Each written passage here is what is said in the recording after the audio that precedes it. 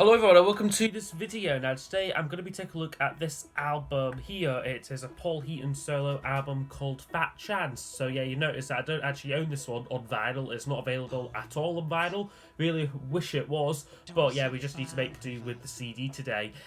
So yeah, I'll just be doing the usual thing in this video, giving a bit of background information about the album, then showing you, well, my CD copy of it here, and then we will look at each of the album songs in detail. This album was originally released on the 10th of September in 2001, after the Beautiful South released their 7th studio album, Painting It Red, in the year 2000. Like after this point, like the band was in some disarray. Jackie Abbott had left the band, and like that album Painting It Red was a bit of a flop compared to the last two hugely successful albums. So Paul Heaton wanted to sort of shake up like his usual way of working. Like normally, like he would write solely with Dave Rothery. However, for this project, he wanted to work with other musicians. So he worked with two guys called Martin Slattery, who played guitars and keyboards on the album, and Scott Shields, who played drums and bass. These were both members of, I think, Joe Strummer's backing band, like off the time. Like he wrote like the songs like with like numerous collaborators, including both Shields and Slattery, but also the Beautiful South's keyboard player Damien Butcher, like who he never wrote with before, and also the album's producer John Kelly co-wrote a couple of the songs. Also on the album, like on 3 of the tracks, like he uses 3 different female vocalists. Like supposedly, like he might have had like the intention like of like auditioning like sort of singers like to replace Jackie Abbott, so use like a variety like of singers like all like this album. Like whoever like in the end he went with I think Alias and Wheeler to replace Jackie Abbott who wasn't on this album at all. So maybe he just chose the singers based on whose voice best fitted the songs, which I think is maybe more close to the truth. Now the release of the album was an incredibly low-key affair, to the point where it wasn't originally issued as a Paul Heaton album. It was credited to Biscuit Boy AKA Crackerman with a completely different cover, and it was supposedly done as a little in-joke towards the former Housemartin's bandmate Norman Cook. He went on to be known under different aliases, most famously Fatboy Slim. And also that Heaton, I don't think, wanted this album to be taken too seriously, or to have too much attention, all those pressure on his shoulders, with releasing his first solo album. However, consequently, it really didn't sell. It only reached number 95 on the charts. However, it was re-released in 2002 with this slightly more commercial cover on it, and also credited to Paul Heaton. However, this sold even less.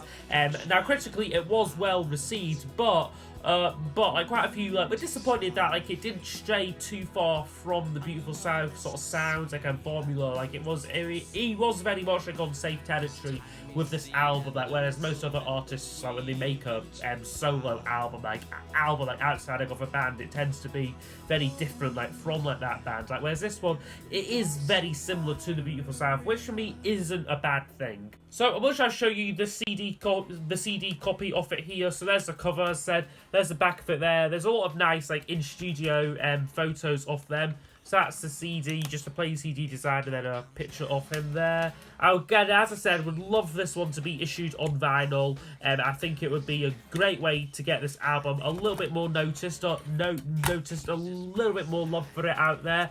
But you do get a really nice booklet with it, which just has the usual lyrics to it, and again, a lot of nice photos of them making the album in the studio. So yeah, that is the CD looked at. Okay, so I'll now go over each of the album songs. So there's 11 tracks in total, so I'll score each track out of 10 and then use those scores to give us a overall percentage marking for the album. Don't wave him goodbye, don't say you'll see him around. For the album starts in absolutely fine form with a song called 10 Lessons in Love, which is a really good track. It's quite a laid-back song. Kind of on this song, Heaton is sort of giving sort of dating advice to someone who's slightly larger, like slightly fatter than like the norm. But yeah, he's delivered with his usual wit, like and like, sort of cleverness, like on like the lyrics. Plus the chorus just goes into pure like out-and-out funk, like from like really nice like brass stabs in it. So like a really fun, like sort of like fun vocal like from Heaton. It's just a super catchy song, and yeah, for me, a great album opener. We'll give it a 10 out of 10. But you're the reason I'm still here, not facing a ditch, Mitch. And then the next track up is called Mitch, which is a song that I have, like, ever since I heard it, really like, I had a real soft spot for it for some reason. It's kind of got a sort of country, sort of bluegrass sort of flavour to it, with this nice sort of blaring, like, harmonica throughout it, and also, like, these really cool, like, guitar, like, arpeggios, along with some, admittedly, slightly dated production quirks. You've got these kind of DJ scratching going on, but I think that gives the track a bit of personality. Like it does date the song a little bit, but I think it works. Like I think it's a good effect to have on the track. I do also really like the lyrics on the track, especially like the bridge of it, like where he sort of sings like, if there's a way to pay you back before I die, write these words in clouds on the bluest of skies. And it's just about sort of giving thanks to someone who's helped you out of like a difficult situation. Now notably, this is the only song on the album which is a co-write with Dave Rothery, which makes me think that it's maybe a leftover from Painting It Red, which if it's the case, this would have easily been one of the best songs on Painting It Red. But it is a really good song, and one of the singles issued from the album did only reach number 75, but yeah, like as a single release like under the alias Biscuit Boy, like it was never destined to do particularly well.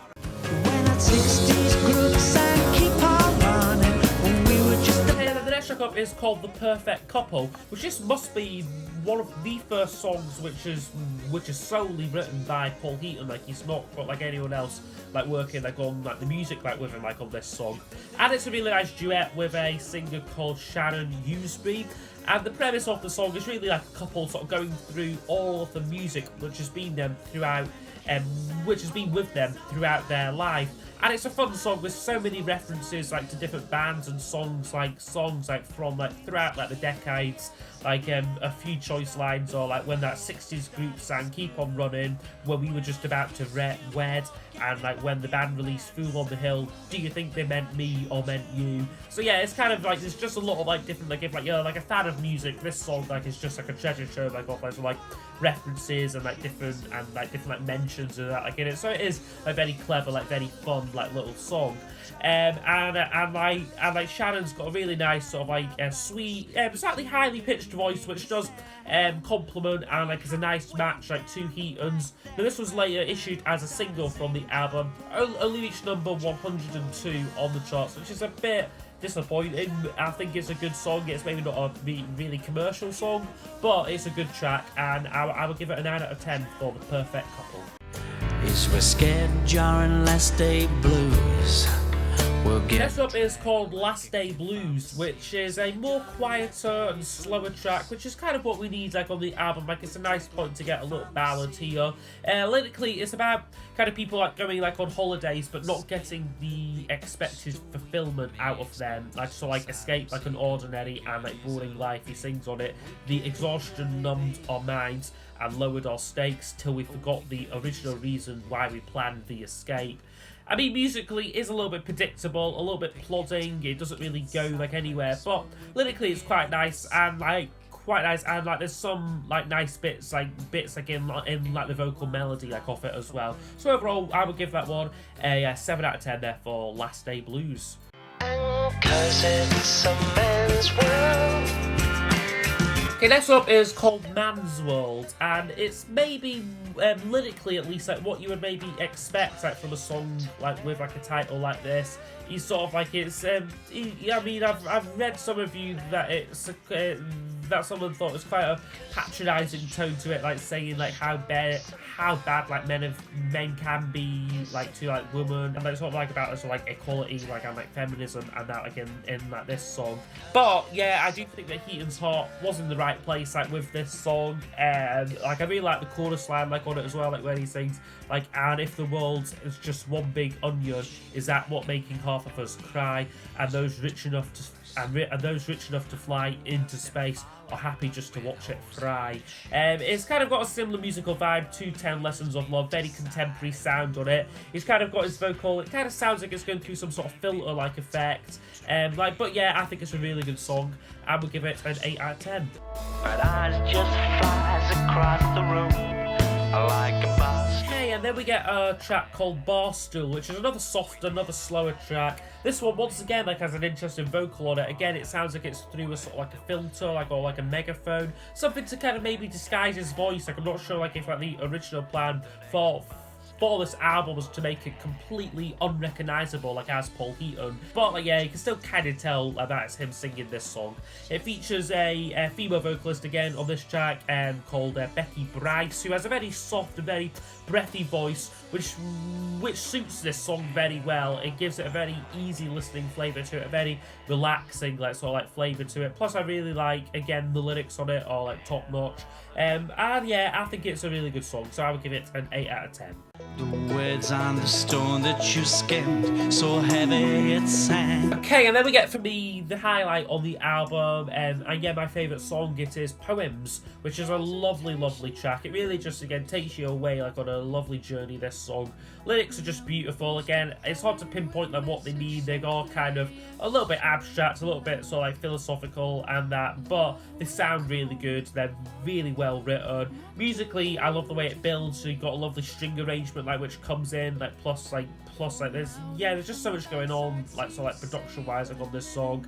And notably this was actually co-written with the producer John Kelly, who'd worked with Heaton. I think their first album they worked together on was 0898 Beautiful South, and they worked together like throughout the years. However, I think this is the first song they wrote together. And again, you've got a great vocal contribution from a singer, Zoe Johnson, who I must say I kind of wish that she had become the next Beautiful South singer. I think she's got an absolutely lovely, lovely, lovely voice. Like instead of like Alison Wheeler, who I've personally never really been a big fan of. And I would say this is now probably the most well-known song off the album. It was featured on the compilation The Last King of Pop, like despite it never being a single like or anything. And yeah, has definitely given the song a bit more notice, a little bit more like recognition. And I think it's well-deserved place on that compilation because I think it is a really, really good song. Yeah, one of Heaton's finest right there. There's a record with Gil. There's a record with Gil. Okay, and then the next track up is called If, which is a quite a good low upbeat number. Again, it's quite a guitar-driven song, this. And lyrically, it is quite hard-hitting. It kind of sort of covers like the hypocrisy like of religion, and sort of it's quite a political song, this. He sings on it, bleed countries dry till they pray for a flood, as long as it makes you feel good. Bid them farewell, leave their faces in the mud, as long as it makes you feel good. And he also sings like on it like if the Bible's made up, which it is. So it's quite hard-hitting stuff, but musically it's very upbeat. It's quite guitar-driven, probably one of the most guitar-driven songs he's done like since the Housemartin stage, really. And like yeah, like it's a good song, this. So I would give it a 9 out of 10 for me. Let's sing a real sad blues. Let's sing a... Okay, and then the next track up is called The Real Blues, which is maybe my least favourite one on the album. It's not a particularly bad song, it just doesn't really do much for me like whenever it is on. Lyrically, it seems to sort of dismantle a lot of like blues cliches and that like one of the lines sings on it like when singing she's leaving, there's always a crack in his voice, because no one who left was ever given a choice. And it is just it kind of has these sort of like exactly clever lyrics on it, and again like quite sort of like references like to like other songs and that, but it's just a bit long, this one. The chorus line like is quite repetitive, like where they sing like "Let's sing a real sad blues." It just sort of like repeats that line a little bit too much for me. But yeah, plodding, overextended towards the end. It's almost 6 minutes. Doesn't need to be like anywhere near like that length. So that's what like bumps it down a couple of points. So yeah, that one would get a 6 out of 10 for me. But the treat we deserve, well, it don't come cheap. Okay, next track up is called Proceed With Care, which is a bit more, it picks up the pace of the album a little bit. And lyrically, it's kind of like a warning about sort of falling in love too quickly. He sings on it, "Do we love at first sight or cross right over the street? If we cross, then we're one of the weak, or we're locked in a marriage, too petrified to speak." And yeah, the music has got a kind of driving tension to it. It's got really good like acoustic guitar work on it, and like these sort of slightly distant, like almost like angelic like backing vocals come in, which gives it a slightly like uneasy flavour to it. But it is a really good song, and yeah, I think like quite an underrated track on the album. So we'll give that one a 9 out of 10. They've got the same size nose and the same size cock, but a hell of a lot more gab. Yeah, then the record closes with a quite a short song, but quite densely packed lyrically, a song called "Man, Girl, Boy, Woman," which is production-wise it's quite interesting. It's quite minimalistic, this one. There's not much going on in it, which really allows, like I said, the densely packed lyric to really become the centre of attention. Now, lyrically, this song sort of concerns people being kind of self-conscious like about their bodies, and also kind of like the male ego, like kind of like, sort of like machoism, like because he sings of it, like because God camouflages physique like it camouflages self-doubt. And it's kind of got this sort of hip-hop flavour to it, slightly, like he's almost like rapping this song. Like which, like, I mean, it shows him trying something new, trying to sort of like spread his wings like a little bit musically. So for that alone, I do think like it's quite a nice way to finish the album there. So yeah, that one would get an 8 out of 10 from me. Used to be equally mean, but the truth be known. Okay, so overall this album would score 85%. So I think this is a really solid, really underrated, underappreciated album here. I mean, it's not a million miles away from the Beautiful South work, but personally I do prefer this to the Beautiful South albums released around this time. Think of things like Painting It Red, Gaze and Superby, like them like last 4 sort of studio albums. I think this is actually stronger than all of them. Like I don't really know, I think it's just got a bit more lyrical bite to it. It's a bit more interesting, like in like the arrangement choices.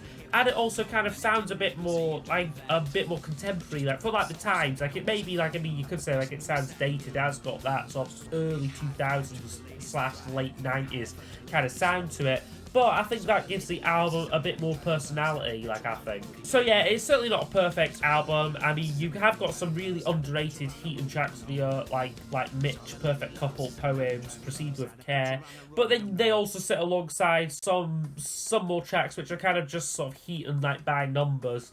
Like there is like something about this album which really makes me return to it like on like an almost like semi-regular basis. Like it is one of my most played Paul Heaton albums like out of like his whole career, and I can't really pinpoint why. Now ultimately this album was a failure for him, to be honest like with you. Like he like did reform like and rejoin the Beautiful South like in 2003 like for the album Gaze, like which was a lot more commercially successful than this was. And like yeah, it's not really too clear like whether like going into this album like he really did consciously want to like finish like with like Beautiful South, or like whether like they were just on like a like hiatus like or what.